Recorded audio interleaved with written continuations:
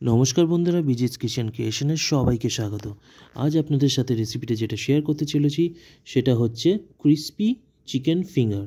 তো এই crispy chicken finger কিন্তু আপনারা কেএফসিতে খেয়ে থাকেন, বিভিন্ন রেস্টুরেন্টে খেতে খুবই ভালোবাসেন, বিশেষ করে বাচ্চারা কিন্তু খুবই ভালো লাগে।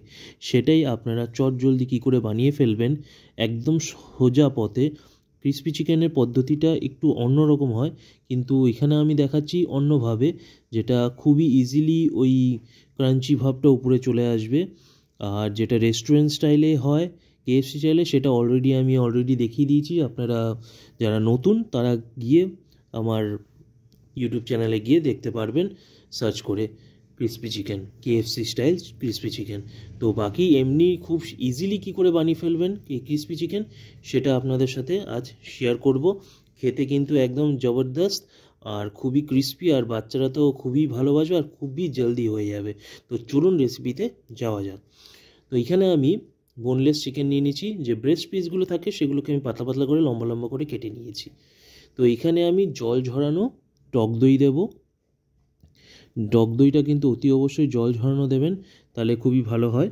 তারপর দিয়ে দেবো আদা আর রসুনের পেস্ট। এখানে আদা রসুনের পেস্ট আমি মোটামুটি এক চামচ মতন দিয়েছি, আর দিয়ে দিচ্ছি 1 চামচ মতন চিলি ফ্লেক্স।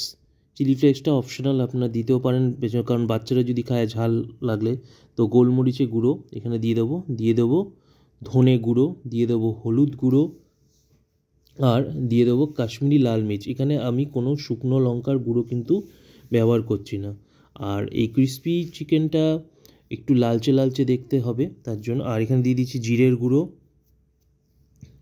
তারপর দিয়ে দেবো স্বাদ অনুসারে নুন।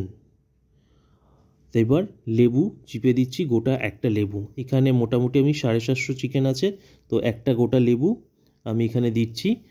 আর এই লাল রং একটু আনার জন্য অনেকে ফুড কালার ব্যবহার করে, কিন্তু আমি এখানে ফুড কালারের জায়গায় কাশ্মীরি লাল মির্চটাই ব্যবহার করছি। আর দিয়ে দেবো গরম মশলা। এইবার এটাকে ভালো করে মিক্সড করব, ভালো করে মাখিয়ে নেব। মাখিয়ে মিনিমাম আধ ঘন্টা তো ম্যারিনেশনের জন্য রাখবো। ততক্ষণ আমরা কিছু স্টেপ ওয়াইজ যা যা লাগবে বানিয়ে ফেলছি। তো এখানে আমি 2টো ডিম নিয়েছি। ডিমের মধ্যে 1 চামচ দিয়ে দিলাম চিলি সস, দিয়ে দিচ্ছি অল্প সামান্য চাট মশলা, সামান্য একটু কাশ্মীরি লাল মির্চ, যাতে রঙটা লালচে হয়। লালচে কেন রঙটা এখানে আমি দিলাম, রঙটা সেটা আপনারা পরে আপনি দেখতে পারবেন। এটা একদম ভালো করে ফেটিয়ে নিতে হবে, যাতে কোনো মশলা লাম্পস না থেকে যায়, সেই জন্য খুব ভালো করে ফেটিয়ে নিতে হবে। থার্ড স্টেপে চলে আসবো, নিয়ে নেবো এখানে ময়দার মধ্যে একটু গোলমরিচ গুঁড়ো, একটু চাট মশলা, একটু নুন দিয়ে ভালো করে একটু মাখিয়ে নেব। আর একটু সামান্য একটু কাশ্মীরি লঙ্কা দেবো। আর এখানে দেবো গন্ধরাজ লেবুর যে জেসটা, অতি অবশ্যই গ্রিন অংশটা, সাদা অংশটা পড়লে কিন্তু তেতো হয়ে যাবে, সেটা খুবই সাবধানে আস্তে আস্তে আস্তে গ্রিন অংশটা দিলে একটু রিফ্রেশমেন্ট হয়। যখন এটা আপনার মুখে পড়বে না, তখন দেখবেন এটা আলাদা রিফ্রেশমেন্ট পাবেন। খুব আপনারা যতগুলোই খেয়ে নেন, আপনার যখনই এই লেবুর এই জেসটা একবার মুখে পড়বে না, দেখবেন মুখটা ছেড়ে যাবে। তো মোটামুটি আধ ঘন্টা আমার হয়ে গেছে। এখানে আমি নিয়েছি কর্নফ্লেক্স, যে মেন ক্রাঞ্চি ভাবটা আনবে এখানে কর্নফ্লেক্স। নর্মাল যে কর্নফ্লেক্স হয় সেই কর্নফ্লেক্স এখানে কিন্তু আমি পুরোপুরি একদম পুরনো স্টাইলে যেইভাবে ক্রিস্পি চিকেন তৈরি হতো ঠিক ওই স্টাইলে কিন্তু আমি এখানে করছি। এগুলো হাত দিয়ে একটু ভেঙে নিলাম কর্নফ্লেক্সগুলো। এইবার ওখান থেকে একটা করে চিকেনের পিস নেব, নিয়ে এই যে ময়দার মিশ্রণটা ওটার মধ্যে একটু এপাশ ওপাশ করে মাখিয়ে নেব। মাখিয়ে নিয়ে ওই ডিমের যে মিশ্রণটা আছে ওর মধ্যে একটু দিয়ে ডিপ করে, তারপর এই যে কর্নফ্লেক্সের গুঁড়োগুলো আছে সেগুলোর মধ্যে ভালো করে মাখিয়ে নেব, যাতে কর্নফ্লেক্সগুলো একটু হাত দিয়ে আলতো আলতো করে চেপে নেব। এটা কিন্তু ওয়ান টাইম আমি কোট করছি। অন্য সময় কি হয়, ময়দারিতে 2বার করে কোটিং করতে হয়, এখানে কিন্তু সেরকম কিচ্ছু না, জাস্ট ওয়ান টাইম কোটিং হবে এটার ওপরে। প্রথমে যাবে ময়দার মিশ্রণ দিয়ে ভালো করে নেব এপিট ওপিট, তারপর চলে যাবে ডিমের মিশ্রণে, তারপর ডিরেক্টলি চলে আসবে কর্নফ্লেক্সের। এখানে খুবই ইজি, দেখতেই পেলেন খুবই সুন্দরভাবে তো যতক্ষণ এগুলোকে আমি তৈরি করছি ততক্ষণ আমার চ্যানেলটাকে সাবস্ক্রাইব করে দিন, সাবস্ক্রাইবের পাশে বেল আইকনটা অবশ্যই ক্লিক করবেন, লাইক করবেন, সাবস্ক্রাইব করবেন, অতি অবশ্যই কিন্তু শেয়ার করবেন প্রচুর বন্ধু বান্ধব, আত্মীয় স্বজন, রিলেটিভদের সাথে। আর প্লিজ কমেন্ট করে জানবেন কেমন লাগছে। এবার বসিয়ে দিচ্ছি কড়াইতে যেই তেল গরম হয়ে যাবে সঙ্গে সঙ্গে এটা আমি ছেড়ে দেবো।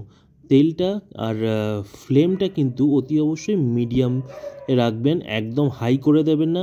হাই করে দিলে কিন্তু উপরের যে ক্রাঞ্চি কর্নফ্লেক্স সেগুলো, এই ক্রিস্পি এই যে কর্নফ্লেক্সগুলো এগুলো কিন্তু পুড়ে যাবে। সেই জন্য গ্যাসের ফ্লেমটা অতি অবশ্যই মিডিয়াম টু লোতে রাখবেন।